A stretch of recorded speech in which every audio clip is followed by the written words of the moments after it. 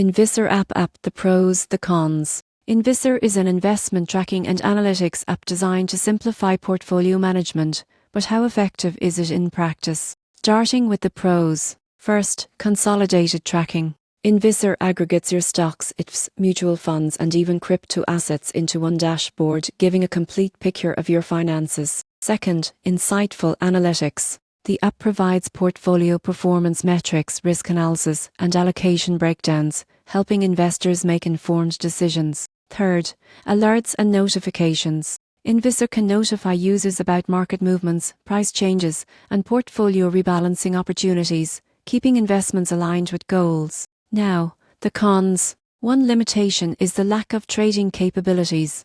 Invisor focuses on tracking and analysis, but doesn't allow direct buying or selling within the app.